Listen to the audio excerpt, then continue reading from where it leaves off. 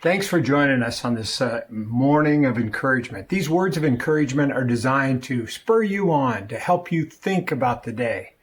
So relax. We're going to sing together in just a minute. I just came off the hill. I'm all sweaty and I just did a climb, and I actually did the devotions on top of the hill.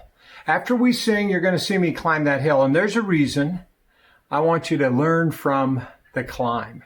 So let's just start by singing together. Hope you enjoy. Talk to each other on the side in the comments, and I look forward to a great day. Let's have some words and songs of encouragement.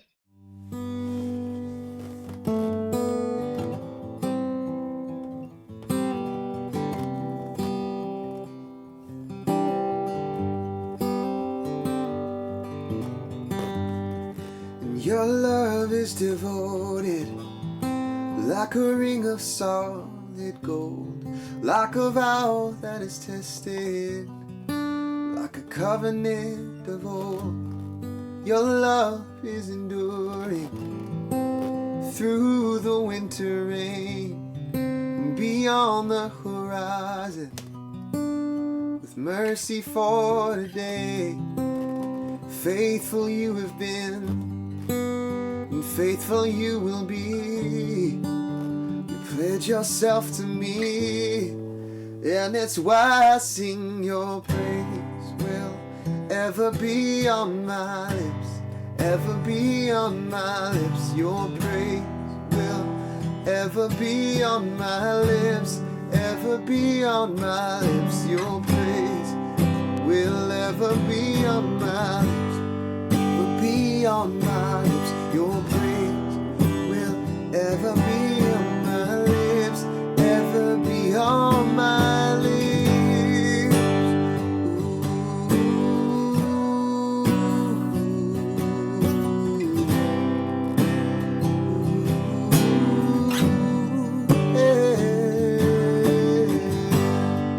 As you father the orphan, your kindness makes us whole.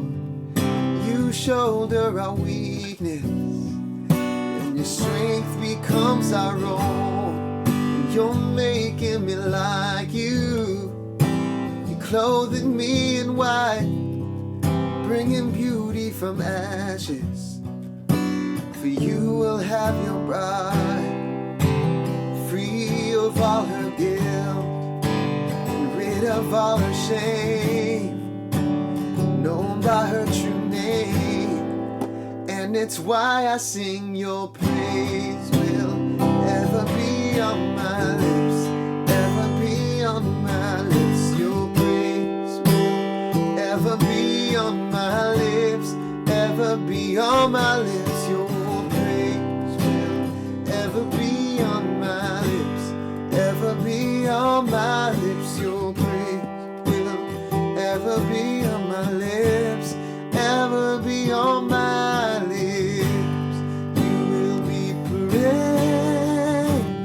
you will be praised. With angels and saints we sing, worthy are you, Lord. You will be praised, you will be praised. With angels and saints we sing, worthy, worthy are you, Lord. You will be praised, you will be praised. With angels and saints we sing, worthy are you, Lord. You will be praised, you will be praised. With angels and saints we sing, worthy are you, Lord. And it's why I sing. Your praise will ever be on my lips, ever be on my lips. Your praise will ever be on my lips, ever be on my lips. Your praise will ever be on my lips, ever be on my lips. Your praise will ever be on my lips, ever be on my lips. Yeah. Oh, be on my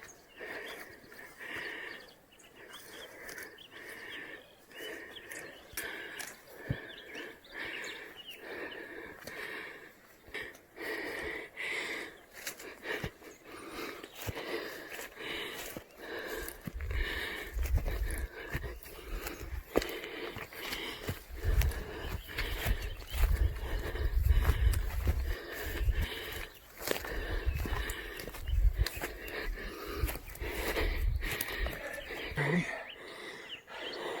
I had you watch my uphill climb today because it's kind of my devotional thought today. I've been climbing this training hill for this last month. Almost a month ago, the governor announced that we were going to have to be sheltering in place. And I had a backpack. It's kind of interesting. The backpack that I had is this one. I was on the stage. We were still doing devotions. And I put 40 pounds in here. And I've been carrying this backpack every day for the last month. And I've been carrying it up and down this hill to train myself. You know what I've discovered? Whenever I do something hard, it makes me better. It teaches me how to train my muscles, train my body, train my mind. You know, I want to talk to you today about the fact that we're doing some hard things these days. And our governor today is going to announce whatever he's going to announce. We know already that what he's announced, that really is sheltering in place is going to take place another month. For this next month, I'm going to add a little weight to my backpack. And the reason I'm adding a little weight to my backpack is because I want to be reminded that this has gotten heavier for some of you. And that, in fact, it's going to be heavy for all of us. There's going to be some hard things we go through. But as we've done this training today, I just want to remind you of something. Whatever you're going through right now, whatever you're going to face in this next month, even through this next year, I just want to promise you this, that God is going to figure out a way to use it to help you be better, help me be better. I don't like to do this, but it changes me. And I'm up here on the top of this little knoll that's just gorgeous. And I do get these beautiful views every time I get to the top. But I have to keep working hard carrying this pack. The devotions that I want to share with you is from the One Year Bible is in John chapter 4.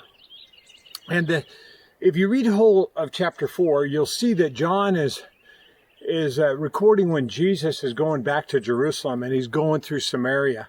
And he goes to Jacob's Well, and Audrey and I have been to that place. Right now it's a dangerous place.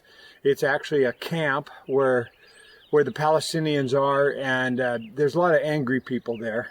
It's a very difficult place.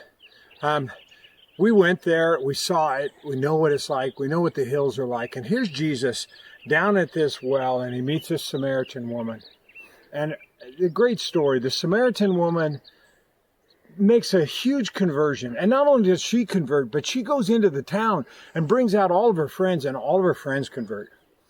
And then there's this famous moment where all the disciples come back and find Jesus talking to this woman. And they tell Jesus, you need to eat something. You're famished. And Jesus says, I got this food that no one knows about. And then he says the most powerful thing ever. He turns to his disciples and he says this. There's 4 months between planting and harvest. And most of the time he's saying to the disciples, you either are planting or you're harvesting, and then you're waiting for the harvest to happen. But he's saying to the disciples, look up. Look around. The fields are white unto harvest. The harvest that you're about to make, the harvest that you're about to do, you didn't prepare for. It's already been prepared for you. Open up your eyes. You know what I'm reminded today? I think if Jesus were around today, I think he'd say the same thing. He maybe would take you into a place like Samaria. For the disciples, this was the enemy's territory. They didn't like each other. It was a difficult place.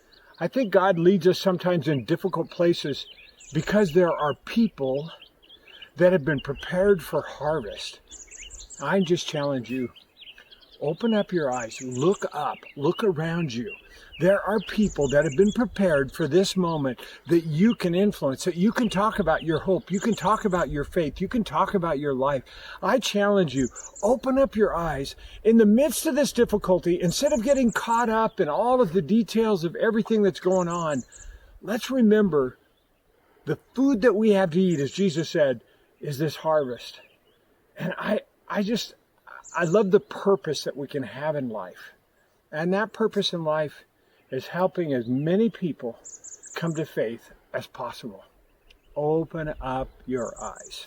Well, as you know, I've been doing a list. I don't have my list in front of me, so I'm just going to share my list from my heart. The first thing that I always say is that I need to let go of the things I can't control.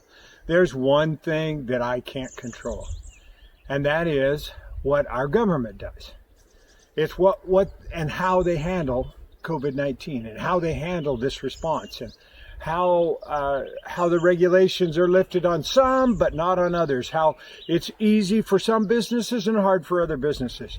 I can't control the fact that there will be people in our congregation that are hurt from this virus, not only from the physical sickness, but from the economic sickness that comes from this. And it's so hard for me. I also can't control how it will affect our church. From all I can understand, it will probably be into August before we get to be shoulder to shoulder singing and praising God in the way that we used to do. But all of that is God's. I'm opening up. I'm lifting my eyes up. And because I lift my eyes up, here's what I know. I can control some things. I can have a good attitude. You know what that means? I'm going to smile. I'm going to think differently. I was thinking about my attitude today. Our world right now is kind of split 50-50. In fact, in our congregation, it's 50-50.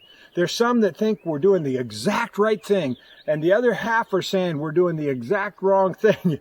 And there's this huge conflict going on. And what I love is that we live in this country that you can express your opinion, and if you haven't, you should express your opinion. You should let it go. But you know what we're going to do? We're going to each have a good attitude, even if we don't think the other person's right. I can choose my attitude. The second thing I can do is that I can have an optimistic outlook. I know that somehow by lifting the weight of whatever I'm going through right now, God's going to use it. And I challenge you to have an optimistic attitude that God's going to help you. And I tell you, there's more things that I can control. I can control whether or not I'm thankful and whether or not I'm generous. And I can control so many aspects of my life. So I choose to control. I'm going to be generous. I'm going to be thankful, which is the last part of the list. I'm going to choose to be thankful. You know, again, I love my COVID-19 partner. I know many of you find yourself alone. Some of you are finding yourself alone. And I just say, find someone to do this together with as a friend or online in some way. I just challenge you to do that. I'm thankful that fishing is going to open up this week. I'm thankful for the little things in life. I'm thankful for the beauty of God's creation, that I can get outside and enjoy life. I'm thankful so much for God's peace in my life. I'm thankful. Here's what I'm really thankful for. Our entire staff, this last Thursday, I challenged our staff to just take 25 or 30 people and love on them. And every one of these staff people are taking that challenge in a huge way and loving on people. And man, I'm so proud of what God's doing in our staff and in our church. And I'm excited because I think I'm going to challenge some of you to do the same thing, to pick up the challenge to have 25 or 30 people that you just kind of pastor. And I encourage you to do that. I'm excited for Mother's Day. I'm excited for all the things. I'm thankful for the stuff we have planned. I'm thankful we got a great online service that in this time when we can't get together, we can have an online service. And I'm excited. I don't know. There may be a special announcement this week. Just kind of watch. We're thinking about something. You just watch. Make sure that you tune in. Make sure that you watch our announcements. There may be something special we have for you this week. Again, I want to remind you today, God causes all things to work together for good to those that love Him. I love God. Most of you love God. So if you don't love God, start loving Him.